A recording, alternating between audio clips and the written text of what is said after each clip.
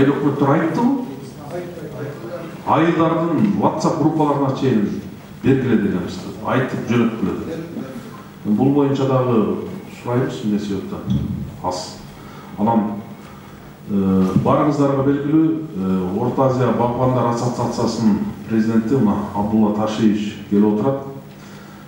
Бак дегенди баарыбыз билебиз, бак деп салттуу нерсеге айланып калды. Жылда жаз камал келип, консультация берип, асыл кеңештерин берип кетип атат. Көп маселелерди интернет булактарынан дагы алып атабыз баарыбыз. Ошондуктан азыр эми Абдулла Ташиевичке берсек, бул киши өзүнүн тартиби менен семинарды баштап берсе. Рахмат. Ассаламу алейкум. Токтогул районунун багбандары, саламатсыздарбы? Жыл сайын өткөрүлүп аткан багбандар биримдиги өткөрүп жүргөн бак дават семинарлары Токтогул районуна жеткенди. Буга чейин биз ушул түштүктөгү бардык райондорду кыдырып, ошол жерде сабак берип, түштүк боюнча акыркы район болгон ушул Токтогулга келдик. Мындан ары Талас облусуна өтүп кетебиз. Мына азыр бардык эле жерде көйгөй бирдей эле. Бардыгы ушул көчөт отургузууну тартибин ушул жакшы билбегендиктен, көчөт тандаганды жакшы билбегендиктен бизде мына багбанчылык өнүкпөй атат. Ошону элдерге мына көчөт отургузганда эмне эрежелерди, агротехникалык эрежелерди сакташ керек, көчөт тандап атканда кандай көчөттөрдү тандаш керек, мына көчөттөрдүн кайсыл түрүнө көңүл бөлүш керек, ошол боюнча мына элдерге түшүндүрүү иштерин жүргүзүп келе жатабыз да. Эми азыр айта турган темабыз туугандар, мына азыр Токтогул районунун өзүнө байланыштуу болот. Башка райондор эмес, именно ошол Токтогул районуна эмне отургуш керек деген суроо келет да.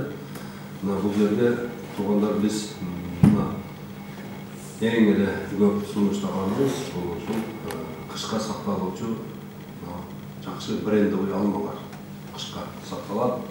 Ошол алмалар азыр слайд даяр болуп калган болсо, азыр көрсөтөт оператор. Мына деңиз деңгээлинен 1400 метр жогору жака отургузула турган алмалар жөнүндө сөз болуп атат азыр. Мына Red Chip деген алма чыккан. Келгенине 2015 жылда модага кирип, элдердин баардыгы ошону отургузуп, көбүнчө эле ошол кышка сактаганы ыңгайлуу экен. Кышка алма болуп эсептелет Red Chip. Red Chip алмасынын түсү өзү кызыл болот, кып-кызыл болуп, баягы биздин ошол крепсан алмага да окшоп кетет экен, бирок ага караганда бир аз ачыраак цвет. Базар баасы, дүйнөлүк базар баасы $1 жогору сатылып атат.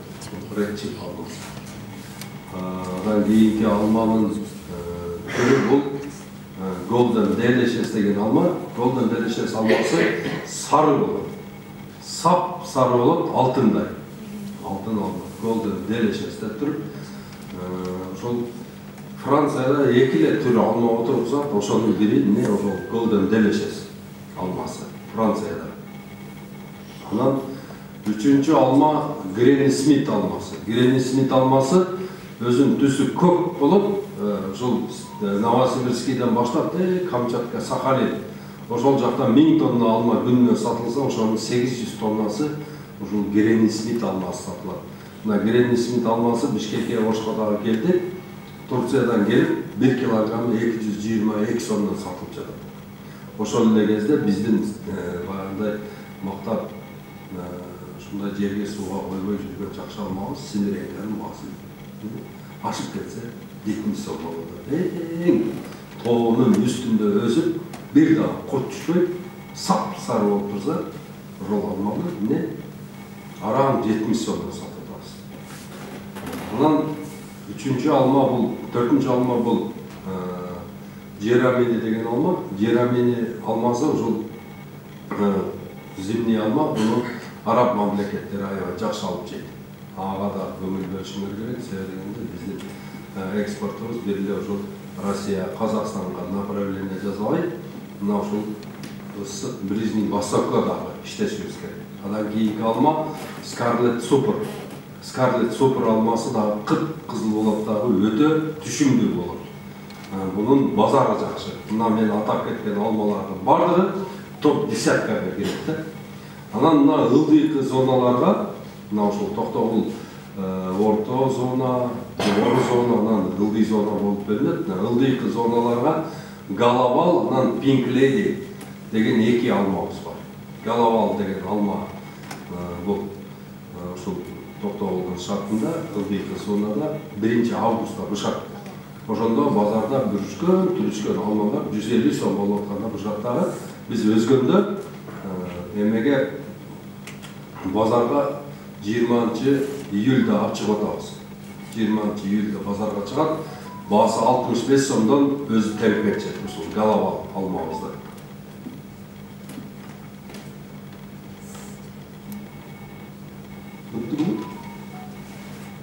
Телефондон да өтпөйт.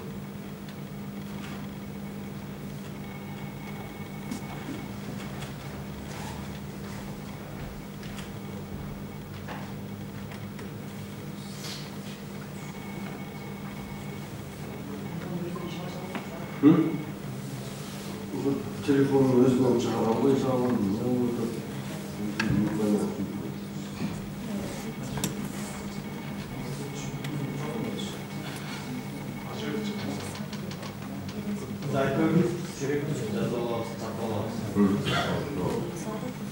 Галавал алмасы анан Pink Lady экөөнүн жазылары, анан Ginger Gold деген дагы ошол Golden Delicious окшош эле алма, бирок эрте бышар алма. Pink Lady'ден дагы, Галавалдан дагы бетке эки алмадан 10 күн мурда бышат. 10 күн мурда бышаттары өтө сабаттуу, жакшы алма болуп, таттуу сорттор. Мына ушул Ginger Gold алмасы.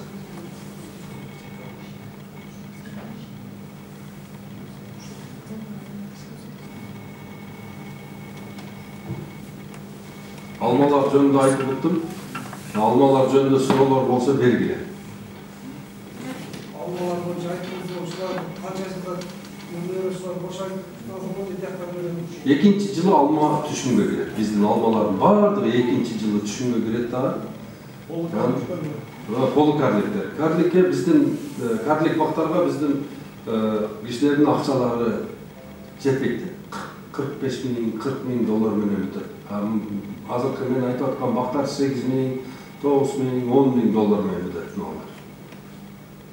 1 гектарга. Ал жерде ограждениясы болот, суат системасы болот, эки көчөттүн өзү. Ошол үчөөнө 10 000 доллар акча кетет.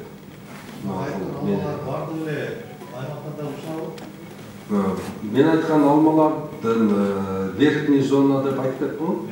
Ал жактын алмалары баягы мен айткан Scarlet Super, Жерамини, Галава, то есть Галамас, Гренни Смит, Редчип, Golden Delicious. Ушул 5 алма жогорку жактыкы. Анан средний зонанын алмасы бул средний зонанын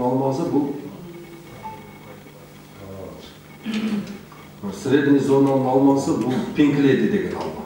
Pink Lady деген алма орто зонага. Анан эң төмөнкү зонага Галавал менен Ginger Gold. 400 метрлик жерлер барбы ошондой? Деңизден келген 400 метр ылдый жерлер болсо, ошол жерлерге Галавал менен Ginger Gold аябай жакшы болот. Анан көбүнчө эле биз баягы немеге ысык жерлерге зимний алма отургузабыз дагы. Анан ошол зимний алмаларыбыз кышка сакталбай калганын себебинен биз алманы экспортко чыгара албайт. Ысык жерлерге ошол Редчип, Golden Delicious, Granny Smith деген алмаларды көбү билбей отургузуп алган. Себебинде алманын көчөтүн алып келип саткан кишилер ошол 2016, 2017, 2015 жылдары алар өздөрү билчү эмес да. qaysi alma qay жерге отыруымыз керек деп birinchi көчөттөр Сербиядан келе баштаган бизге. Полкарликтер. Полкарликтерди Сербиядан алып келип баштагандан кийин анан Түркия ачылды, Түркия мамлекетинен келе баштады. Анан Сербиянын алмаларын албай калганын себеби Сербиянын алмалары менен кошо бактерияльный ошок келди. Ошондон бактерияльный ошоктон коркуп кишилер Польша же Турцияныкын алып баштады. Өзү эң эле жакшы көчөттөр ошол Польша менен Түркия мамлекетинде экен. Себеби даже Европадан келген көчөттөрдү мына түрктөр турлап, анан же поляктар отургузуп берет олар. Поляктар отургузуп чыгарып машинеге жүктөп алып барып, анан кийин алар болсо кайрадан өзүнүн бааларын коюп туруп, эмеге Казакстанга, Өзбекстанга айдашат. Итальянский көчөттөр баардыгы Польшада же Түркияда жасалат экен да. Анан алар болсо биздики деп сатат экен. Бирок чындыгында ошол итальянецтер келип Польшадагы питомникке заказ беришет экен. Азыгы мынча бер, тигинси мынча бер деп эң кымбат маточниктерди берип жасатып, анан чыгарышат экен. Азыр бизде Кыргызстанда дагы питомник маселеси өтө курч туруп, кече Акылбек Жапаров Өзбекстанга болгон сапарында өз көзү менен көрүп, баягы Өзбекстанда ошо бир эмес 3 инвентра лаборатория ачылып, ошол жерде көчөт чыгарып атышат өзбектер өздөрү. Өзбекстанда көчөттөр чыгарып атышат, бирок ошону азыр өзбектердин бизнесмендери азыр кызыктар, ошол көчөттөрдү бизге сатканы кызыктар да. Бирок мен силерге ачык эле айтып коеюн, түштүктөн келген, ысык тараптан келген көчөттөр түндүк тарапка болбойт. Мына ошон үчүн көбүнчө эле мына ошол Баткенде, Тажикстандан чыккан, Өзбекстандан чыккан көчөттөрдү бизге жакшы өспөйт да. Мына ошону биз моюнга алышыбыз керек. Аны дагы билишибиз да шарт да. Көчөт ошол северден чыккан көчөт болсо, ошол түштүк тарапка жакшы түшөт. Мына ошол мен дайыма чогулуштарда айтам, мени аябай жаман көрүшөт деди көчөт жасагандар, ушунчалык жаман көрүшөт. Себеби биз айткан сайын Өзбекстандан контрабанда көчөт тыйылып атат. Биз айткан сайын тигилердин көчөтү өтпөйт. Мына кече дагы ошол Алабукага барганда, ошол жерге көчөт саткан базарына чыксам, көчөттөрдү тизип алып эле асфальтка тургузуп алып эле сатып атышат да. Көчөт +4 болгондо 1 сантиметрлик майда бир ак тамыр чыгарат. Жана тамыр азык издеп чыгат да, ошол тамыр 4 саат жашайт. 4 сааттан кийин жана тамыр өлөт. Мына ошону биздикилер түшүнүш керек. Өлгөндөн кийин дети тамыр. Көчөттү алып келип отургузасың, ичиндеги сок менен жана көктөйт. Бирок саратандан өтпөйт ары жака. Бул курап болду. Келерки жылкыга уже курайт. Мына ошону түшүнүш керек. Не болду?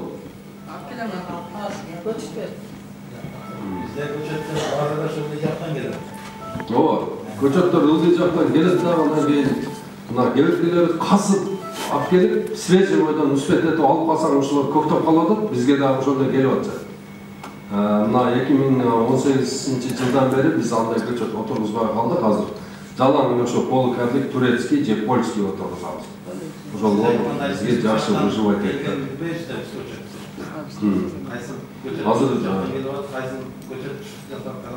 Азыр биздикилер азыр кичине эле акча каражаты болуп калса, биздикилер же улак берет, же болбосо бир тойлап, же болбосо не бир жерге ресторан салат. Ушундайлар логистика салбай атабыз да биз. Логистика салганды үйрөнгөндөн анан кийин токтогуп үйрөнөт. Мына азыр биз сатышты эмес, сакташты үйрөнүшүбүз керек. Мына азыркы учурда азыр биз өтө көп продукция чыгарабыз, бирок ошонун бардыгы эмне почти 70% жерде калып атат да. Алмалар жерде калып кетет, өрүттөр жерде калып кетет, көп продукция жерде калып кетет да. Биз ошону эмне сок кылып же эмне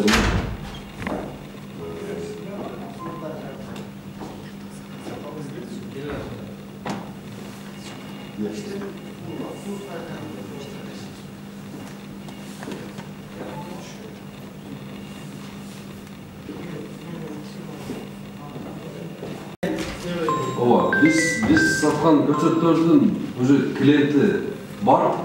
Клиенти болгондо да уже 20-30 жылга период.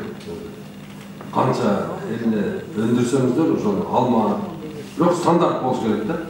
Мен алма болду, андан кийин чотур котур кылып аласың деп жабдыктар жок. Алманы таза карап, жакшы карасаңыздар, бизден бөлөк эле алып кетет да.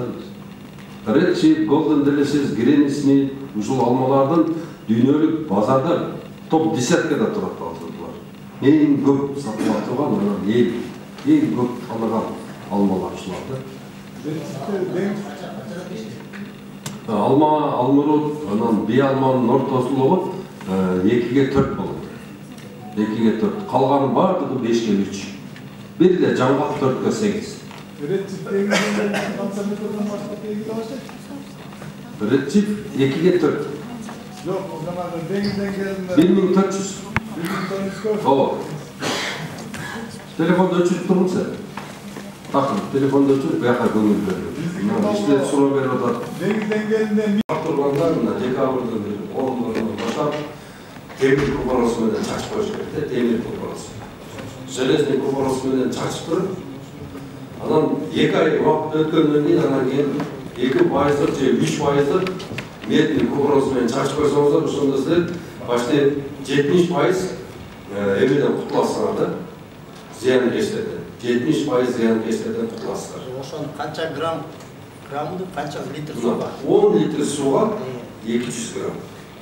Же 300 грамм. 3% деген 300 грамм, 1% деген 100 грамм. Азыркы моментте 1% медный купорос. 10 литр суга 100 грамм медный купорос. Российский налог. Макулбу? Абдуллат aka, siz көптөрдө семинарда айтпадыңыз бирок. Азыр бу жерде көпчүлүк жаңы келип кошулуп атышат. Biz уже проекттен өтүп калдык. Көчөт тигип атканда токтогул өрөөнүн азыр баягы мажирымтал, кара жыгаш деген каптап кетти. Бак кылып атканда баардык нерсени акчага сатып алып аткандан кийин ошону убайын көрүш үчүн биринчи жерди даярдоо боюнча жакшы сөз айткансыз. Экинчи тоз кула, жанагындай жапайы кара жыгаш, терек, мажирымтал деген баардык куртумуз бар зыянкечтер чакырат. Bakka жақындатпағыла да айтпаңыз біле. Сонда кішіне қайталап етіп қойсаңыз. Алайға Қорыл деген айға семинарға шақырып қалды. Алай Гүлшеде өткөздік. Гүлшеде өткөзгеннен кейін Қорыл деген ай жақын екен.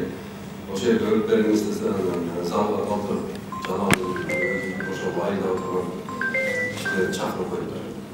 Одан кейін бардық. Барып, одан кейін емеге кіріп, залға кіріп, Davapta ayağa berip oturup süйлөшүп эме кылгандан кийин мына жакшы айттың бала дейт. Эмне огородко чыгай деди. Огородко көбөйсүн деди. Чын өздөрүнүн чоңула турган залдын аркасында алма бак бар экен. Ошол жака өтүп неме алсам, мына алмаларды куркунуш алчу деди.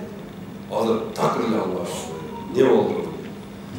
Барсам, бака терек үстүндө түйү алма экен. Буягында же дагы бир мурза теректер деген иштаптыр, түйү алма экен. Анан могу алмага же могу барды же бака терек качан отургузсуңар десем, алмадан кийин дейт. 10-15 жылдан кийин отургузулган үчүн чоңоюп кетти дейт. Мына дедим, бака терегиңер дедим, ушул бактын бардыгын дедим. Бака терек бардыгы сасып бир жып чыгарат да. Жычырады, ал даже опылениеға мүжәк етеді. Мынан ошонун ичине ары кирбей, опыление кылыш үчүн. Бардығын түшүндүрүп берсем, азыр алып атышат да. Чындыгында бардык зыянкечтерди ошол тал, терек, мажырымтал, бака терек, мырза терек, кайын, заран, ушулардын бардыгы эмне зыянкеч топ дейт өзүнө. Мына ошол зыянкеч топтоп туруп, алар ошол жерде кыштап чыгып кетишет. Кыштай жазындан соң кайра биздин бактан апалайт этет, биздин огороддордон апалайт этет. Ким бак кылам десе, ошол огородун тазалаш керек, туура айтып атасыз. Полностью ошол жердеги бар жок ошол эски немелерди терек, тал бардыгын таза кылып, площадка кылып туруп анан жасаш керек. Себебени күндү да тосо берет да баягы. Күндү тоскондон жана сиз отургузган малина, карага, сиз отургузган өрүк, алма, ошолор менен ушпай калат. Анан карасаңыздар, о терек момунда турган болсо, жанында алма болсо, байкуш алма качкан болот дегенчи. Монтип качып өзү дайыма. Себеби бул дайыма бир жит чыгарып турган үчүн, ошол неприятный болгон үчүн, ошол алма тарапты карасаңыздар, кадимкидей күйүп калган. Мына ошонун таксистин эриктери бар. Ошон үчүн бирин да койбой аябай алып салды. Алып, анан тамырын да алды. Тамыры дагы тамыры калып кала турган болсо, ал дагы 10 жыл, 15 жыл ошол жерден эмне зыянкес чачып турат. Өзбекстан уже алдырып атат, кадимкидей штраф, эгерде үйүңө тал терек эге турган болсо, штраф. Жалаң өмүрлүк жаза турат. Эми элестетип көргүлө, Кыргызстанда азыр 100 миллиондон ашык мына карагач, каражыгач бирдемелер бар да. Ошолордун баардыгы эмне кайнады болсо, жөнүндө слива. 90% жерде өзү алып турган слива. Чыргамакпызда турам. Бул экономикалык жактан канча бизге пайда алып келмек да. Беребиз. Жогоруда айтылган алманын сортторучу биздин булакка жочулук болуп атат да. Бизде Токтогулдун Немдигерден жанагы Жанатан, Крипсон деген эле алмаларда мындай жактан келип атат да. Азыркы сиздин ушул алмаларды түндүк жактан алып келип ушул жолго сатканга шартыңыздар барбы? Бар, биздин алмаларыбыз свободный продажада эле турат азыр. Ол саатында холодильнигибиз бар, ошол жерден канча алма болсо алсаңыздар болот. Бирок бул ишти барып алып келсеңиздер, ал жактан бир морозильник машиналар чыгат, бул жактан морозиль алып барып таштап, кайра чыккандарга ошолор көчүп берсе, келип 5 саатта отургузуп аласыздар. Канча болсо көчөт бар. Азыр бизде 42 000 көчөт келди кече. Холодильник ечти, тетиге эмедеги Баткендеги складда көчөт калган жок. Азыр только 36 дагы. Кана эми мына ушул Токтогулдун шартында жанагы логистический борбор болуп, ошол жерде бир холодильник болгондо көчөт алып келип ушул жерге да түшүрүп берет эле, бир машина көчөт. Элдин баардыгы ошодон отурушкан да. Логистика салбай чыгат да биздикилер. Логистика курганда сонун болмок эле.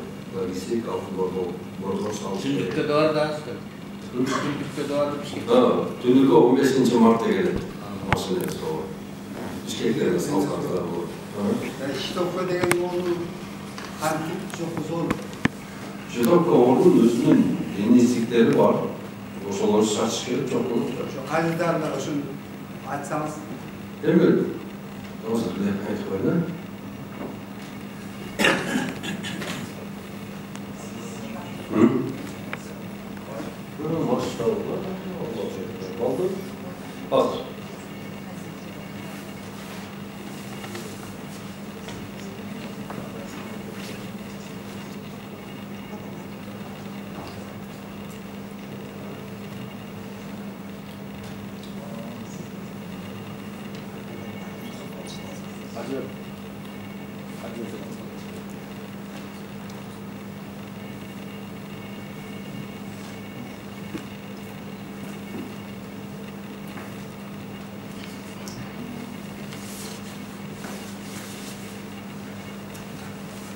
Фитоверм, Актару и Актелик.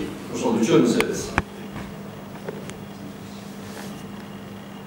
Актелик. Актелик. Азыр демек группа катышты. Группада жоксуздар? Жок да.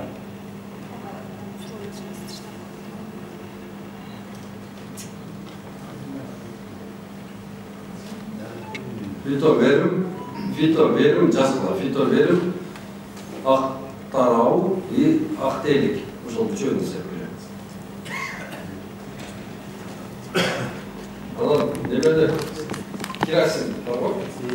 Керосин, кирсамын, 10 литр су, 1 литр керосин, 1 кирсамын, 10 литр су, она кейін неме. Араластырып неме. Профилятор. Уже араластырып, уже чак салсаңыз алда соны действует. Хорошо? Болды, бисмилла. Туғандарымда, мен жана айтып кеттім ғой, Red Chief алмасы, Golden Delicious, Granny Smith, Jerome, Scarlet Super, бұл қышқа алмалар. Қышқа сақталады, ушул деңиз деңгээлинен 1400 метр жогору жаққа отырғызылады. Мына Red Chief Кып-кызыл алма енді барлығы жақсы көріп, өте сатылышы өте сол. Кейінгі алма Golden Delicious, сары алма, адан кейінгісі Гренни-Смит, мына Сибирьдің алмасы, мына болса, кейінгісі болса арабтардың алмасы, адан кейінгі алма болса Scarlet Turbo, бұл да зимний алма. Мына азыр нижний зонаға болса Галавал, мына Галавал алмасы, анан кейінгісі Ginger Gold, мына ұшыл алмалы. Анан Гилес немеге Тоқтоғұлға Регина Кордия Зира 903 өтші. Ұшыл 3 Гилесті қараңыздар.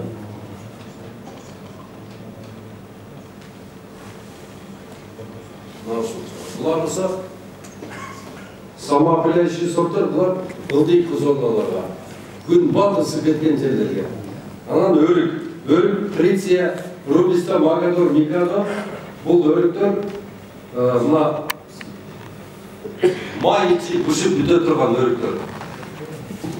Тоқтоғұлдың аябай ыстық жерлері бар ма? Жөнінде, почти оштой ыстық. Жоқ, а? Шопоқтар, шопоқ қатузы. Шопоқ, ошолар мына ошол Рубиста, Микадо, Магадор, анан Триция деген өрік отырмыз керек та, май içi бышақ. Май içi бышып, уже бүтет, анан қалғандарыз бар деген төбіндегі Халил оғлу деген өрік бар. Мына ошоны отырғыз керек, Тоқтоғұлға өте соны болады. Анан құрғайды бұл. Жақсы құрғайды, бұның қағының басы 500 сомдан жоғары сатылады. Аябай түшімді сот. Түшімді өлі көп береді. Мына 1 гектардан ең елі, немеде Түркияда ең елі аз алғанда 1 гектардан 10 тонна қақ алышады. Қақтың өзіне. Құрғатылғанына. Қағылып қоқылаушы. Анан жоқ, бұны теліп. Келіп құрғада да? Теліп, қамышты орып, қамышты жайып, анан кейін өсірген материал бар, оның артынан да тұрып материал бар, ошоның сатысы бар. Ошодан жайып, анан кейін әрбір өрік төбіне, мындай арт жағынан, сабақ жағынан түрткенде сөгі өзі жақ, анан өрікті кішіне форма беріп тұрып жайып шығасыңар. Беріле жаясыңар, 10 күнге құрғайды, қайда жинап алып тұрып, неше қыз қылпасыңар. Болды, ошоның түреді. Өзінің дарысы бар. Баш, кішіне өрік салып тұрып, баш жағында бір таблетка, анан жауып атқанда, дағы бір таблетка салып отырған құрт жүреді, башы, тиіп. Сонда Халил оғлу деген өте соның өрік, ұшықтан отырғызды. Кейін келеді, шабдалы. Шабдалы бізде 4-де сорт шабдалы да таңдағанбыз Қырғызстан бойынша. Royal Glory, Glockhaven, Sweetlady, Extreme Global деген. Hazır üçer neklerin birisi Türklü şapkalı. Şimdi görürsünüz.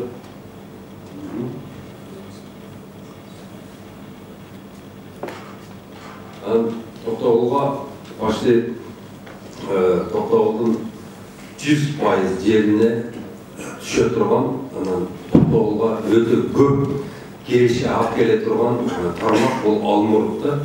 Almanı misal için saktap, Yap qılıb тұрып $1 шығарасың да, $1 шығарасың, өте жақсы балы.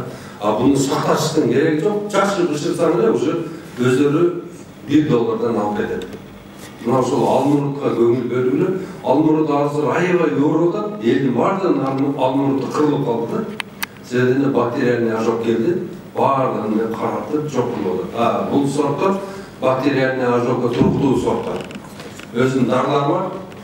Жаңағы ошоғында фито, бір-екі-үш дарысы бар, ошоны шашып тұрсаңыздар мен, бір жылда бірле жол шашастар, дайыма түшу береді тұрған, жыл сайын, қышқа өте соның сақтала тұрған 2 сорт.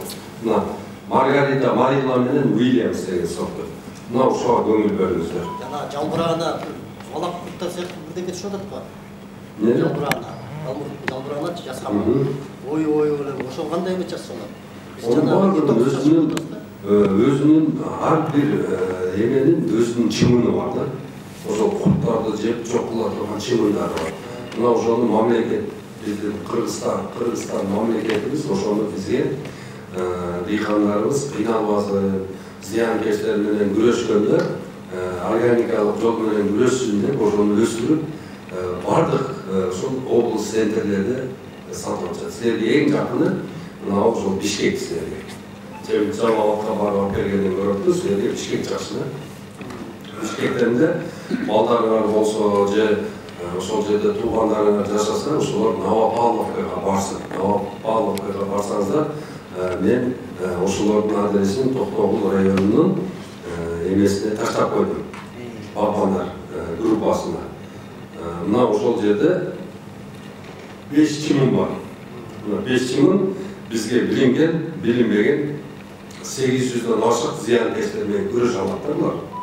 Буларга ким кайсы чымындар керек? Бул Афилинус, Амблисиус, Габрабракан, Трихограмма, анан Златогласка деген. Багы ламчикени жандырандар көзү чоң, жалбырактары, канаттары узун, жашыл учкөр болот. Ошол энтомофа. Златогласка деген ошол болот. Аны өлтүрбөш керек. Ал деген бир күндө канча миллиондогон эмелер менен күрөшөт. Зыянкечтерди булар тоо. Мына мисалга бир эле решениени айтып коеюн, силер азыр ошого таң каласыңар да. Бакта жүрөбүз, баардыгыбыз билебиз. Мына бактын бутагына, учуна катар болуп тизилип отуруп алат. Колун менен сыдырсаң, колун кам болуп калат. Бул не кровяная тля. Кровяная тляны тайфу, карат, стор, эмнелердин баарын сепсең дагы өтүрө албайт да. Эч нерсе ала албайт аны. Аны эмне алат? Аны Афилинусту бир эле жолу алып келип туруп, ошону бир эле бутак 15 сом алып келип туруп, ошону 1 гектарды бакка бирөөнү коюп койсо, ошол жердеги бардык кровяная тлянын бардыгын кырып жок кылып, 1000 жылга жок кылып берет ошол жерде. Такыр болбой калат ошол жерде. Бир эле кичинекей 15 сомдук илим болсо болгон. Ол деген миллиарддаган доллар менен жок кыла албаган зыянкечти жок кылып коюп атат. Мына ошол жерде даже колорадский жук бар го. Ошонун жумуртка кое турган периоду бар. Ал ошол кезде чыгып алып, акырын ошол немесин жумурткаларын ысытып туруп, анан кийин ылдый карап туруп койгону келип кеткенде ошонун артынан Габрабракин келет дагы. Ал жумуртка таштай берет, бул артынан тиштеп баягы жарып жей берет да. Мына ушундай чымындар бар. Это энтомология илиминен подразделение чыккан энтомофагия деп бар. Ошонун 30дан ашык түрү эмеде сатылып атат, Москвада. Кенен продажада бар да. Мына ошону мен кече чогултса, ушуну департамент органического хозяйствага сунуштардым, айттым. Москвада 30дан ашык түрү турат, ошону алып келип, ол жакка багып, ошону элдерге саткайсыңар деп. Мына департамент органического хозяйства ошол 5 чымын, анан 2 препарат бар. Биолетинин, триходермин. Бу жерде картошкага отурсаңыз да, туруп, картошканы погребке киргизебиз, туруп. Ошондо картошканы погребке киргизгенде грибковый болезньдер бар ол жерде, плесень.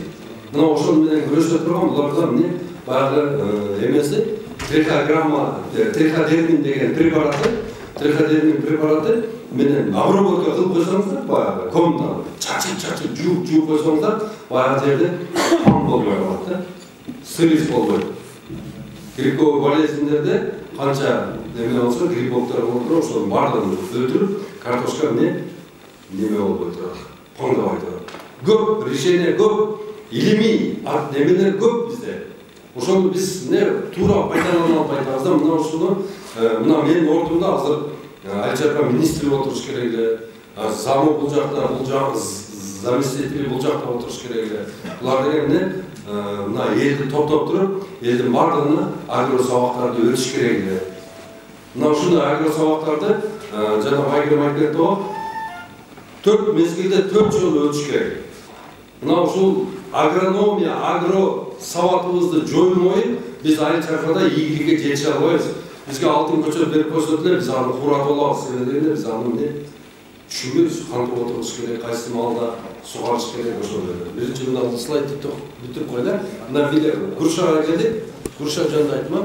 Анан мына Стенлей, Анжелино, Black Splendor, Black Amber деген сливалар мына Токтогулдун бардык жерине болот. Токтогулдун любой жерине отурсаңыздар, өтө сонун натыйжа берет, и жакшы болот. Анан кийин мына Стенлей жөнүндө айтып кете турган болсом, буну Германия алат. Кагы 200 сомдон сатылып атат. сушкасы. Өзі ашы болса 30 сомдан жоғары болады. Кейінгісі болса Анжелинасы, бұл Москвада сатылады, бұл басы 400 рубль. Сальвадордан келеді. Сальвадорда декабрьдің башында уже тоқтап қалады завоз. Ошондо биз алып барсак болот. Анжелина сливасы холодильникте апрелге чейин тұрады. Эчнерсе болбойт. Фура менен иштеген малдардын окаты да. Кийинкиси болсо Black Amberlet менен Black Splendor экөө тең. Булар сладкий сорт болуп туруп, булардан сливовый сок алынат. Сокты өтө көп бере турган эмелер. Бұл тоқтауында көп құр түшпейді сливаға. Слива бақылсаңыздар болады. Анан кейін бұл суықтандағы, ысықтанда қорқпайды. Қырғызстандың 90% жердің өзі өді. Ошол 4 сорт. 4 өтең түшімді, 4 өтең не продаваемый сорттар. Переработкадағы түшіп, и свежий жегендағы аябай дамылды. Ошол 4 сорт. Кейінгісі. Бадам болса мына күнгөй ет жақтарға. Бадам отырғызылып, бұл бадам бар ма сенде? Жоқ, а? Себебі бағы үшік алырға дарын жақсы өстіріп өскен. Тұра? Ерте күнде тұра? Бұл сорттар апрельде гүлдейді. Апрельдің 10-ында гүлдейді. Барды қарлар, су қарлар, баяғында мөндір-сөндірлер өтіп кеткеннен анан кейін гүлдей тұрған сорттар. 4 өтек. Бұға майынадағы қардар бар, маңызына қардар бар, сыртындағы сарысына қардар бар, ана майын сығып алғаннан кейінгі ішіндегі ұнына да қардар бар. Бардығына қардар бар. Бізге ошол бола ма? Болады, немнеге болмайды. Соны болады, мына күнгөй жақтарға отырғызсаңыздар. Отырғызғыла, ошол бадам бар, көңіл бөлгені. Мына, ошындай бадам.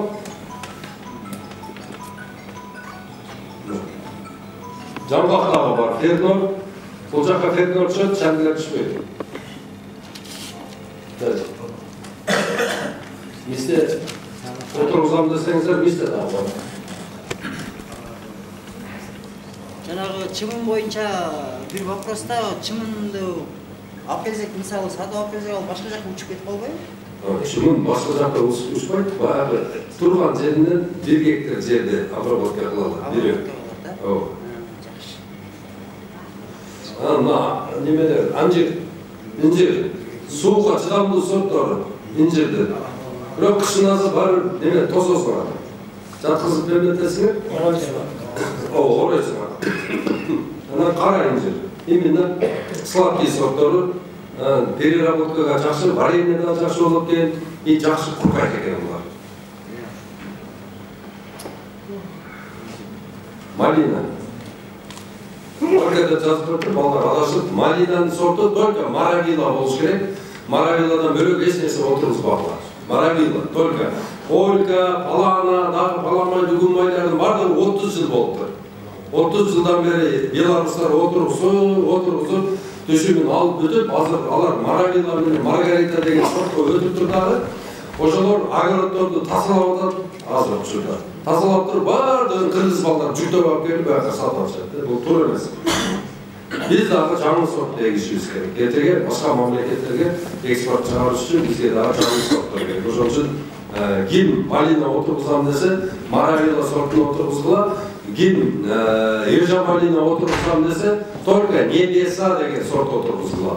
Лохнес деген уже модадан калган, 30 жыл болду. Лохнеске дагы, лохтеге дагы. Hem sorunu belirdi. Kaçma sorunu. Kaçatrendeki düşün olsa marayla mı? Ya. Karzatsa düşündüreken olsa marayla da. O marayla. Karzatsa düşündüreken. Burada Almut'tazı var mı? Aytılmaz olsun. Ya. Almut var mı? O Almut var mı? O geldi. Dayı kim koçak alam dese tuğanda uyuşmalarda mı şu gruplarda? Güzel olsa sen nereden 100 tüp göçet tüge turan adam bulup oturmadık. Sen tutmaz mı?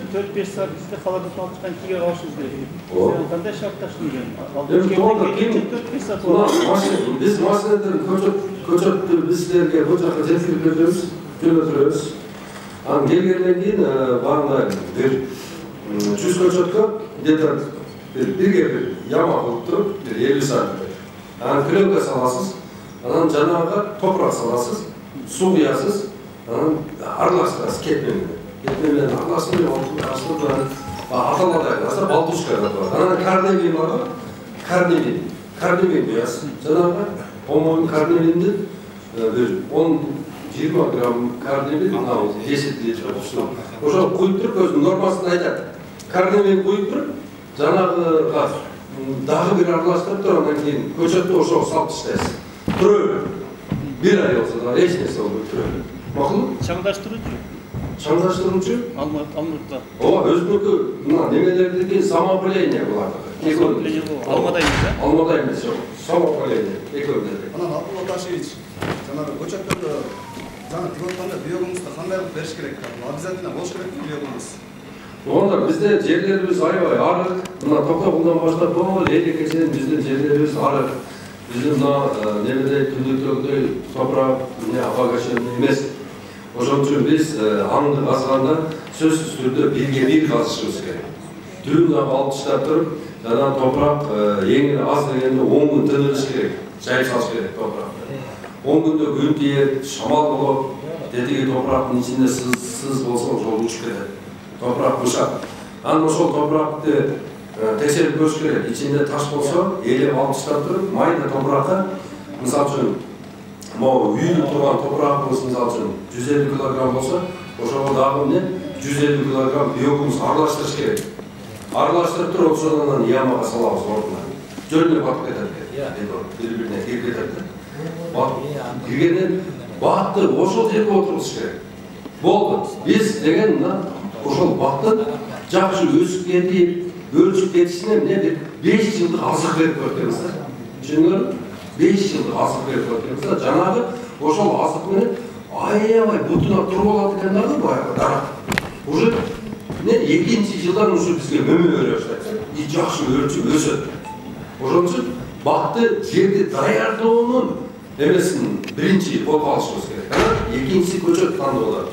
Көчөт тандаганда дагы мына мен айтып кеттим го мындай топ десятка өтө сатыла турган, таанылган мына модный мөмө жемиштерге өтүшүбүз керек да биз. Азыр мен безилип атам го. Полька баланы отургузбагыла, ал деген Белоруссияда уже модадан калды, значит Европада калды модадан. Биз аны арабтарга, эртеге Пакистанга, азыр балдар жөнөтүп атат го. Тетиге Иранга алып бара албайбыз аны. Алып бара турган болсок, алар айтат, биз буну деген 20 жыл мурун жеп жүргөнбүз дейт. Анан белорустар эртеге Маргарита, Маравеллаларды алып барып шыкылдатып өткөрүп турса, анан кийин палана менен бизде рынокто отуруп калабыз. Түгөрү ошодон пайда болбой калат. Ошолор балдар айтып жүргөн 1 гектардан 4 миллион, 5 миллион сом пайда көрөсүң деген пайда болбой калат. Ошон үчүн мына азыртан эле ошо Маравеллага өткөрүлөт. 10 гектар Маравелла полька отургузгандан көрөптү 1 гектар Маравелла отургузгула. Түшүнүңөрбү? 1 гектар отургузбой 10 сотик отургузгула. Модный болот, жакшы сатылат. Мына дүйнө жүздү кандай мөмө сурап атса ошону беришибиз керек. Өзүбүз жегенди мына кичке огородго, тайнебизден калган алма, тайтабыздан калган алма, же чоң атабыздан калган алма кандай болсо өзүбүз отурса өзүбүз жей керек. Бирок базарга сата турган сорттор бөлөк болуш керек. Дүйнө жүзү сураган сортторду беришибиз керек. Канча жылдан түшүндүрөт сонда? Алма экинчи жылы түшүнгө керек. Алмурут да ошондо. Бул жерде бизде мисте, жаңгак, бадам, мына бекан жаңгагы. Так эмне. Ошолор эле 3-жыл берет. Калгандар бар да экинчи жылы уже түшүнгө керек. Мен жана тиккен таласнап тиккен алмурут менен алма бар эле да. Ошол алмурут быйыл 4-жыл болот да. Берелик да түшүн. Алмага берип атат бириңсен. Алма тиккенден эле ошол жылы гүлдөп, ана бир сыйра эмелер гүл болгонбуз да, жарагыбыз чоңойсун. Кийинки жылы уже түшүн бере баштады. Алма монда болот да, жана кара алма, кызыл алма. Чоңдуктар. Мындай да болуп калат. Алмурут эмне берет? Алмурут билбейм, дүйүн жоонугу ушунчалык калды. Анан мындай элестип өргөн жок да. Анан да курт түшүп атат да жана карап. Мындай болот темелери. Ошо карап курт чыккан малда мага фотографиясын жөнөтүп көрчү. Мен тетиге департаментке жөнөтүп көрөйүн, алар кандай инсамга коюшту айтса, ошону коёюн. Кармап минсең эме да мындай былжырайт да. Бетин баары клетка эме болуп жеп коет эле. Ошону сүрөт жок. Сүрөт жок, ага менен бирөөлөр эме чач дегенде эме чачкандар, неме? Жанагы балдарга чачат го. Присыпка? Жоқ, енді жаңағы малдарды кіргізген не деп қойшы Кралим? Неоцидол. Неоцидол? Неоцидолдың 10 литрге жаңағы пенсияны ішсізінен бірді қосып тұрып, осыдан шашқандан баға өліп жатады да. Мен көрейін, ошол курттун үстүнөн сүйлөшөлүчү кандай Жанагы чымынын акырбы сызылдады. жанагы голдан ретчик деген да. Анан гүлдөгөн моментте жанагы кара курт үстүнө ак майда сепкил менен ошолор жеп коёт да. Эми туугандар, мындай да биз жалаң менен ичине кирип алат да жанагы гүлдөгөн моментте ортосуна кирип. Түшүндүм. Значит, гүлүн жеп коёт экен. Өзү туугандар biz жалаң эле химикатка деме баягыдай басым жасай бербей, народный средстволор да бар да.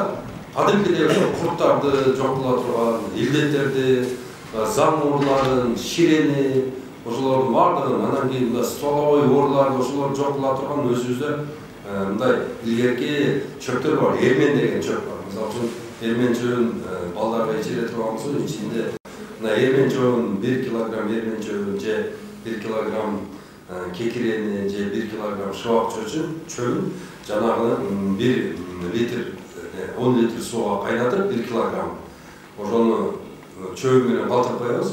4 күндөн кийин жанагы ушунчалык ачуу бир суу болуп калат да. Жанагы марльден өткөрүп туруп, бирок тетиги пульверизатор ага чейин мисалы үчүн скор тайф siz aytganda неоцидол сепкен болсоңуздар, жанагы бир бутылка аракты куюш керек. Жанагы аракты куюп, аны оозун жаап, аябай силкилдетип, жууп туруп, анан жанагы аракты төгүп, анан күнгө жайып коюлат. Күндө жанагы кургайсың. Кургап анан кийин жанагы баягы эрмендин суусун же кекиренин же шыбактын суусун куюп туруп, анан менен каждый 15 күндө обработка кылып турсаңыз, алмануларыңызга, дегилеп огородуңузга эч неме жолбойт да. Шунчалык жакшы. Анан баш калемпир барбы жөнүндө? Калемпир 1 килограмм калемпирди 10 литр сууга жимип турабы? Жанагы 10 күндөн кийин анан тияка бияка өткөн аралаштырып турабы. Аралаштырып. Жанагы 10 күндөн кийин баягы тетиги суу коричневый болуп, мындай бир лешкек суу болуп калат да. Ошонун 1 литрин 10 литр сууга неме куюп туруп эле аралаштырып туруп эле анан ошону чача бергиле огороддун баарына эле. Өзүн чачсачы. Өзүн чачса өлдү Бизде ошо жанагы ушуну айтайын деп атканда эрмен жөнүндө да. Эрмен алты дарыга кызыкпаш керек. Ал оорулар эмне бөйрөк оору, бүт эле больницалар эмне Бишкекте бүт эле бөйрөк оору. Бүт эле ошо жанагы химикаттар болот да. Жанагы эрменге эле кетишибиз керек бардыгы. Anda hemen kızıklarla bir de bu demen çaçamda da bir ne diyor. Oşa gerek yok. Yermen menele darla zor. Aman dağı. Siz yaşınız ita komul koy. İlger aport diye almalar kaçmazlık olur. İlger. Hazır geldi. Aport. Ana ağarma olçul ilger. Hemen küçükçe çaldar hemen cırgaçılı oşa var mı özü Kırgızistan'da? O var. Oşalardın canlı sortları geliyor da. Oşanda öyle dağım. Oşanda öyle düz. Yaşnatay. Mesela Ayderet de geldi oşalarla. Eğer de kalasanız bize göçetleri var. Oşadan alsanız olur. Ayderet de bizdeki zaten. Yebil bir sonunda hem hazırlar. Kakra öyle turbayın. Gecemde işte. Dediğim Mücürün birinci polikarnitçinin karniti Mücürün öyle kapan. Ondan Mücürünün özünün şunday bir karakteri olup, bana Pakalim olgun dese. Pakalim olboy hemen жүргөндө жанагы bir Mücürünün bir düşmanı payda olur. Anı sındap koyğandan keyin düşmanı payda olur da bul anan karnik oldu karnikte. Mına Soyuzlu degen dünya жүзүн Мөмөжемиш менен камсыз кыла турган программа менен барганда тетигилер кабыл албай коюп анан кийин Мүчүрүн өлүп калгандан кийин баягы анын жумуштарынын баардыгын эмелер американецтер урдап кетип азыр ошолор анан мына Речи, Голден Делишес, Гренни, Смит, Жерамини болуп ошол келип атышат да. Булардын баардыгы сиз айткан баягы Элин Алиев ошондой мындай деп эле жасаган да. Алар атын өзгөртүп баягы Мүчүрүндүн эмгеги бар деп пайдаланып атышат. Ошо жеп келгенди илгер жакшы алып. Тигилер эмелер зарбе жеберди алар бар экен. Чочкон этин урат ошондой кетти. Алсаңда ошонун керек болуп атты. Илгер апорт, агалма жанагы таш алма деп койчу элек. Ошол жегибиз келет экен. Азыр көрдүңбү? Монда ушундай экен. Каяктан алабыз, адрести айтып коебуз аны. Ош шаарында. Ош шаарында. Отсадыр деген жеринде. Билем Отсадыр. Отсадырдын бордорунда ошол жерде холодильник бар. Ошол жерде сатылат. Анын баасы канча болду экен? $4. Биздин көчөттөрдүн баардыгы $4. Доллар менен 4. Сонда айтыңыз $4 деп алат. Сонда айтыңыз. 380 сом. Эмне ошону айтып калдыңыз? Ошо биякта биз чогулуп жана группадан чогулуп сүйлөшүп анан ала турган болуп калсак тияктан мүмкүнчүлүк бар да салып берүүгө. Салып берет. Керек болсо эртеге бүрсү күнү буяктан жолдон немеден көчөт өтөт бул жака. Биздин көчөт. Чүйгө көчөт өтөт. Ошону бирөө заказ берген заказы 17 000 бул жака келип калыптыр. Ошону бул жака бүгүн түнү жүктөт. Эгерде кааласаңыздар, бүгүн кечке аракет кылсаңыздар, азыр балдарга жүктөп турам, берде түшүрүп аласыңар. Бүгүн жетишип калышыбыз керек экен да. Бүгүн жетишип калыш керек. Ойлонгула бүгүн. Күнгө чекте. Азырактан көчөт болобу? Боло берет. Оны 20 группага жазылгыла. Мен бир суроо болот да. Азыр канча жыл болду ошо көчөт менен? Мен 2015-жылдан бери. 7-8 жыл болуп калды. Ошондон бери сиз көчөт менен заниматься нема кыласыздар? Мага ушунчалык кызыктуу болот да. Ошол азыр гектарлап айдаган жерлер көп да. Ошолордун баардыгынан азыр экспортко канча тонналап кетип атат ушу сиздер? Азыр биздин көчөттөрдүн алмасы сулуу, анан дамдуу болгон үчүн азыркы өзүбүздүн ички базардан ашпайт. Ички базардан сыртка чыгара албай атабыз. Мына базарга кирип эле жок болуп кетти. Азыр пока мынтип ашынып 30-40 тонналап чекеге алып чыга албайт. Жок, база канча болот ошолор? Алардын баасы 65 сомдон жогору. Эң арзан сатканыбыз ошол биз головал сатабыз, ошол 65 сомдон сатылат. Сом. Мен өзүмдүн бир башынан өткөн окуяны айтып коеюн да сиздерге. Мындан бир 20-25 жыл мурун жана Канавал деген бар, билесиздер да? Канавал. Стандар чоң дыйкандардын бир агроном. Ошондон бир 10-15 жыл алып келип, анан жерге сууга тийгизбей мактады. Мен чындыгында көрсөттүм, алмалар сом өсүп атат. Акылы айткандай кылып тиктим, баардыгы жакшынакы болду. Эмдиги жылы алмаларды ала бересиң сатырат dedi, карликтүү алмалардычы. Чындыгында түшүнүгүбүз болбосо мындай нерсеге вообще жакын жолуп деле кереги жок. Мен канча кишиге мактандым, мен карликтүү алма алып келдим, эмдиги жылы алма жейм депчи. Ташына эч нерсе болгон жок, ошондон мура жок болду. Сени билбейт экенбиз өстүргөн. Биринчи өстүргөндү үйрөнүп алышыбыз керек экен. Өстүргөндү убактысына дарылаган бек. 2 жыл бирөөнүн жанында жүрүшүбүз керек экен. Мына малинаны айтып атасыңар, тигиндеринде. Мен деле тигип көрдүм. Мен ошо тиккендерди, мен мактангым келбейт. Мен айтканымдай кылып 40 кыл тереңдигин алып туруп, болгон бүт баардык жанагы немелерди алып келдим да. Кыгынан баштап бүт жана чийимди баарын алып келип жанагы удобрениялардын баарын берип чыктым. Ошондо жакшы өсөт экен. Анан бөлөк бир кошуналардыкына бардым, ээлердикине барсам чындыгында тиккен ошол бойдон урап калдыларчы. Себеп билбегенден кийин ага асылып да жакын жолобой деле коюшубуз керек экен. Азыр кызыгуу менен көрүп атабызбы? Окуй тигип койсоңуздар, биз акчага алгандан кийин тиккенден өсүш керек деп ойлой беребиз да. Чындыгында андай эмес экен да. Ошон үчүн баары биринчи тигип кишилердин жанына барып өстүрүп атасың да, кандай болот экен, жакшы болот экен. Ошону мээникин бөлүп алган десеңер жакшы болот да. Ошону дагы жана биз келип туруп эле мына азыр көрдүңөрбү канча проблема болуп атат. Мына айдында жанагы кумурскалар тигиндеринде. Сиз көрбөйсүзбү? Ооба. Канча мээнет кылгансың сенчи ошол жерде. Мына азыр проблема чыгып атабы? Ошо проблема болбош үчүн ошо тигип аткан кишилердин бактарын аралаш керек. Ошолорду көрүш керек. Мындай болот, мындай болсо эмне болот? Сиз жана айтып берет да ошо. Сиз жана ошондо баа сиз меникин көргөнсүз да, сиз деле мага катыктасам бергенсиз. Анан эми бияк кишиден эме болуп туруп, бул кишини бир күнү эме кылса, бир көргөзөлү деп атабыз да. Ооба да. Көргөзүп, кеңеш алып койбойбуз да. Кудай кааласа. Жакшы, рахмат. Сизге ийгилик. Чоң рахмат. Аябай жакшы айттыңыз. Туура айтасыз. Сизге алып берип атасыз. Эң биринчи туура айтты, билим. Мына азыр Курбанский университеттен Балатабашной факультетинин деканы келди. Ошол Сергей Семенович менен Кара Сууда бир мектепке барып, ошол жерде семинар өттүк. Багбакчылык боюнча экөөбүз айтып берип, түшүндүрүү иштерин жүргүзүп, Азыр кимдин баласы окууну бүтүп аткан болсо, ошол Кубанский университетке, аграрный университетке бекер окутат.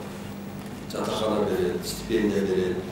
Ким баласын жөнөтөм десе, ошо аграрный Кубанский университетке кайрылган 0550 20 0007 кайрылган. Ошол жерден балдарды жөнөтөм. Барып окуп келсин. Чындыгында адис жок, кладовочник жок экен бизде. Мына бир Руслан Бекназаров жанында жүргөн бала бар жокту билет, бар жокту. Адан яга чейин бар жоктун билип айтып берип турат, бирок ал жалгыз ал жетишпейт. Андай балдардан бизде ар бир айда жок дегенде 5 болуш керек, ар бир айда болуш керек. Себеби мына багбанчылык болсо, багбанчылык тармагы бул бардык айыл чарба тармагынан эң кирешелүү тармак айыл чарба бул багбанчылык. Багбанчылыкта мисалы үчүн эгерде мөмөсүн таап, баягынын реализациясын таап, обработкасын, переработкасын бар жолун таап ала турган болсо, 1 гектардан эң эле аз дегенде 1 миллион сом киреше көрүп турса болот. Кадамжай районунда элдин бардыгы бакка өтүп кеткен. Бак отургузуп, ошолор эң эле аз киреше алганда 1 жылда ошол 1 гектар жерден 1 миллион сом киреше алып иштеп атышат. Бул жерде бизде Токтогул районунда азыр общий площадь жери канча экен? Билишимче бир өзүндө 500 000 гектар жер бар дейм. Мына ошол 500 000 гектар жердин бардыгын акем айткандай жакшы илимин алып алып, ошол жердин бардыгын бактылып ала турган болсок, биз эмне менен алабыз туурабы? Ошол багбанчылыкты окуш керек. Ана менен жашым өтүп калды. Эле булады эле. Мен деле 3-курста окуп атам азыр. Мына жаштар отурасыңар тапшырдылар окууга. Тапшырып окугула. Ошонун эмне силерге өзүңүздүн бакка пайдасы дейт. Мына жаштар отурасыңар, жаш балдар отурасыңар. Силер окушуңар керек агрономияга. Окуп, мына ошону өзүңөрдүн багыңарды, тумушуңардын багын, туугандардын багын силер карайсыңар да. Ошо окуу канча ай болуп? Ошондо университетте окуйсуз. Сельхозда окутасызбы? Мен Бизде. Силерде жанагы Биздин балдарыбыз академияда сокуга контракт канча тең акча тагат. Төлөй албай окуйт. Кеш турган боюнчачы. Кеш турган боюнча көрүнбеспиги. Мисалы, черешка менен каракөрдү кыйшырса болобу, болбойбу? Косточка өзүнө, семечка өзүнө, самечка өзүнө бардыгы бири-бирине кыйшырса болот. Алар бирок результат алганда чыгат. Мына персик, слива, слива мындай аргындашып берет. Ошону кайсы убакта кыйшырыш керек? Жастабы же үстө? Өзү бүтүр салганы август жакшы. Анан эгерде чоң дарактарга кыйшырам десек, мына азыр апрель ушул айда. Дегилер өзү кыйштырып, мисалы үчүн өзүм көчөп жазайын дегенден качыш керек да. Дарыя чоң институттар турган жакшы көчөптү алып эле отурсун эң жакшы. Жеке ой. Беребиз суроолор. Шабдалы боюнча, шабдалы канча жылдык болду? Шабдалы биздин шабдалларды эгерде бутап жакшы карасаңыз 12 жыл жашайт экен. Анан шабдалында биздикилер бутабайбыз да. Шабдалды карасаң эле алмага жетейин деп калды да. Шабдалы деген бой эң неме болгондо мына 1.30 эле болуш керек шабдалдын бою. Биздин шабдалларыбыз өсүп кеткен да. 4 метр болот. Шабдалы 1 жылдык бутагынан түшүм берет да. Шабдалыны мындай жестоко бутай бериш керек да. Жазып мындай сөңгөгүн калтырып коюп жерге ала бериш керек да. 3 жыл, 5 жылда да курап калат да, жок болот. Канчалык жестоко бутаган сайын ошончолук көп түшүм берет да. Өзбекстанда 35 жылга чейин. Ооба. Туура айтасыз. 35 жылга чейин мөмө берет. Биз болсо баягы шабдалыбыздын баягындай неме болуп, именно түшүм бере турган 1 жылдык эмелер бул эркек окшойт деп ала беребиз да, анан сөңгөгүн калтырып коебуз да. Именно уруш керек. Могу жерден баяктан карап туруп эле. Кичине мындай каркас чыгарып койсоң бар, болду. Ошол жерде шапталып боло берет. Түшүндүңөрбү? Анан мына железный купороз менен медный купорозго көңүл бөлүнөт.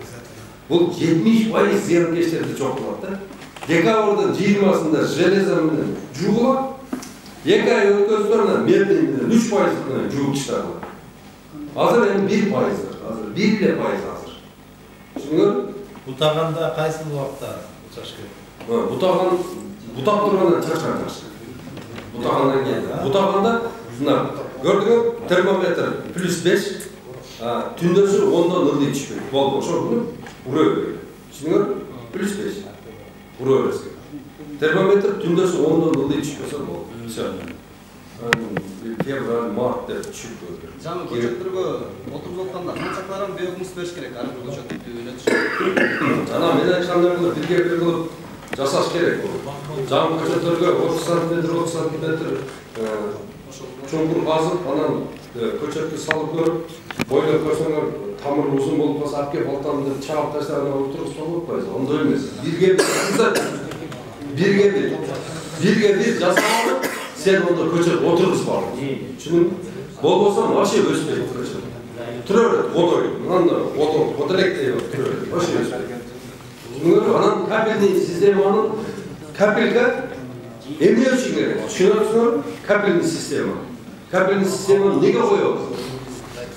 Капельный системанын эң чоң эмеси, пайдасы бул дарак сүйлөй албайт. Мага суу кой деп айта албайт дарак. Сен как будто баягы сугарып аткандай сезе бересиң, арактан сууну койдуң, шуу өтүп кетти, ал деп эле калып кетет экен дарак. Эмбейт, ич албайт. Ал жерде эмне? Системаны коюп тургандан кийин 4 жерде влагомер коюп койгон. Влагомер деген сигнал берет телефонго.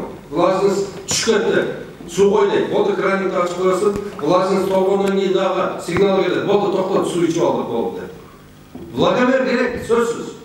Анан ошондон кийин биздин Кыргызстанда дарактарыбыз эң көп суу ичкени болгону 30% суу ичет экен. Калгандары 17-8% эле отурат. Мына Баткенде вообще 3% ичет экен сууну. Ошон үчүн өспөйт да эч нерсе.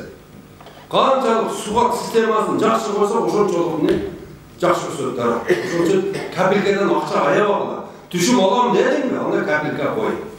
Дарак өстүрөм дедиңби, анда капелька кой. Сөзсүз капелька система. Бактын өзүнө эле жабыштырып туруп капелька кылып койсо болот да, туурабы?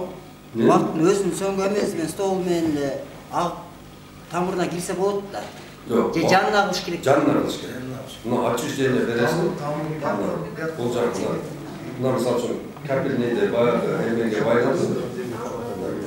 Дарак түзгөн ошого байланысты тартып, ошодон капелька чыгарасың да бул жагына койсоң.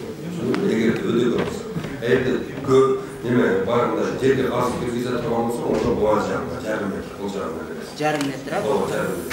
Түшүндүңбү? Стволго эч нерсе бербейт. Стволдон кирген нерседен бардыгы эмне уруу. Стволдо эч нерсе жок бул жерде. Бардыгы ооз тамыр биякта болот, биякта. Поликарбонаттики жарым метр биякта болот. Ооз тамыры дагы бар жок. Эмеси биякта болот. Если арыктан кое турган болсок, арыктан канча метр желательно алысыраак болуш керек? Жок дегенде жарым метр. Жок дегенде жарым метр. Азыр силер алмалардан результат ала албайсыңар, эми капелька койбосоңар. Ошондо жүрө бересиңер, консультация жүрө бересиңер.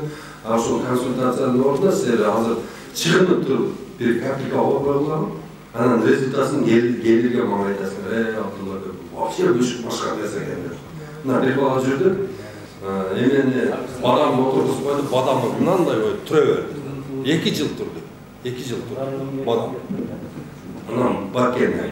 Анан жанагы балдар уговор этип, байке бунун сөзгө коюп, капелька коюң деп баягы капелька койдурду. 1 жылдын ичинде уже дарак болуп калды. Көрдүңөрбү, разница өтө чоң. Түшүндүңөрбү? Анан эми азыр көбүбүз высокорослый деревья азырчы. Эми бирок баары ошодон деле түшүм алышыбыз керек да. Жакшы бутап, анан астына мисалы үчүн жылына карап туруп, түшүмгө кирген болсо 3 килограммдан биогумус бере берет астына. Жана айттым го, высокорослыйлардын мисалы үчүн дарак өзү монда тик турса, анан бутак болот. Бутак мындай болсо, мына бутактын түбүнө бере берет. Деп жана көп жылдык бери карасаңыз, көп жылдык алма менен жана азыр полкапелька өтпөйсүзбү? Ооба.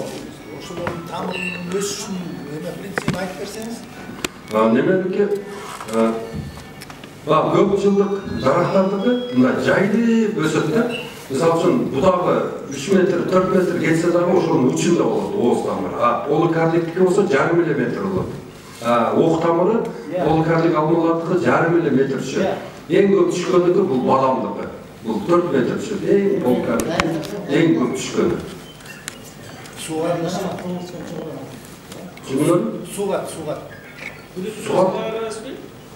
Суға қандай ойышы ма?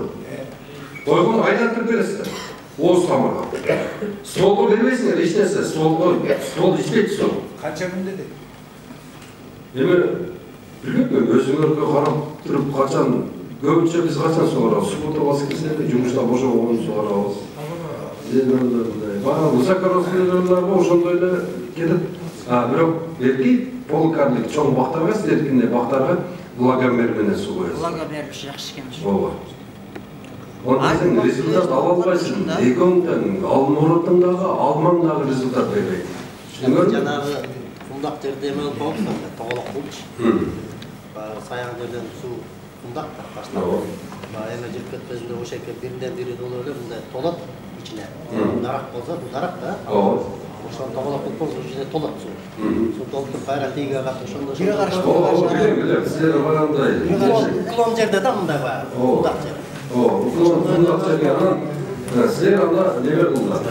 Ошол жерге ар бир түбүнө 1 килограмм ар бир түбүнө 100 граммдан гидрогель көмүп чыктылар ошол жерге.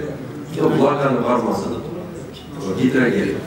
Гидрогель қойсаң, ошодан өзүнүн канча көп, 20 эсе көп сууну кармап берип турат да. Ар бир түнү гидрогель көмүп чыгышына керек. Биз отургузуп атканда ушул кумдак жерлердики, таштак жерлердики ошо гидрогель менен отургуш керек да. Гидрогелди кантан? Гидрогель Бишкекте сатылып калат. 160 сом 1 килограмм. Ошондо ар бир түнү 150 граммдан қойсаңар, ошонда 20 сомдон расход кетет да. Канчасын качтайт? Гидрогелдик немеси, по-моему, 30 жыл экен. Анан кийин өзү чип жок болуп кетет. 30 жыл экен. Ошону бир апер койсоң жетет. 15 литр сууну кармап берип турат. Жана суу барган эмеге зыян берет, түшүндүрүп. Жоқ, түшүндүрүүгө зыян бербейт. Чип жок болуп кетет 30 жылдан. Жана суу ушунча да. Силер немени билдиңер депей, быйылдан баштап экөөң капельный коюлду. Мен балдарым бар, бакендик балдар бар. Таныстырып келип, силер айткан сабакты өткүзүп, бардык балкондар толтуруп, силерге капельный коюп, сабак өтүп кетсе. Жакшы болот. Быйыл азыр бою. Даярдан акча барбы? $1,500, сен $3,000 даярда. Башың орбай калат. Мен өзүмдөн ошондо капельный кылсам деп тургам да капельный. Туугандар, суроолор болсо бериңиз. Бүйөгүбүз да өзүнүн карабын боло берип, бүгүнгөн карабын астында. Я. Барлык көңдөрдө, барлык күйгөн көңдө, свежий көңдө, барлык көңдөрдө неоматет деген бир бале бар. Тамыр ооруларды алып келет. Ошон үчүн көңдү такыр жолотпош керек огородко.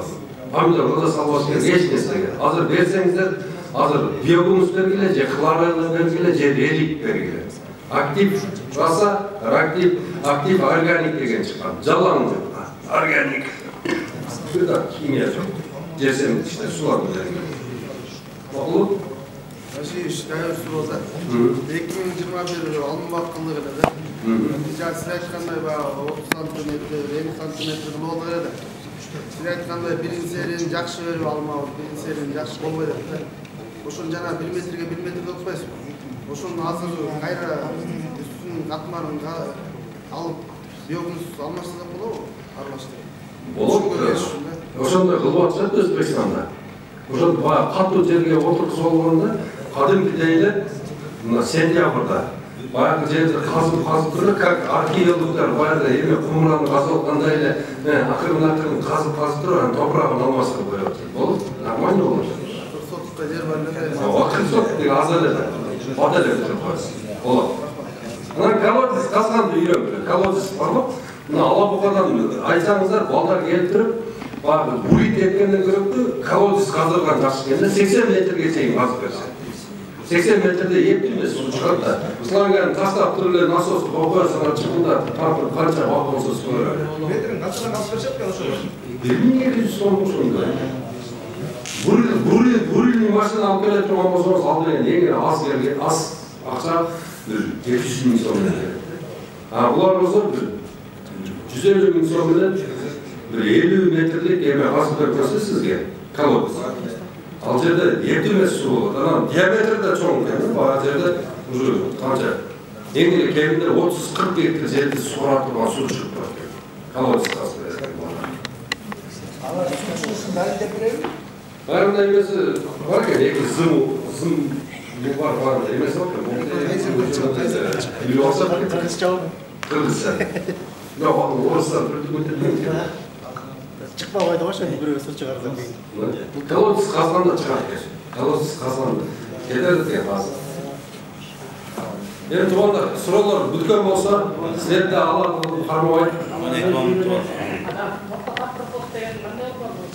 Иә.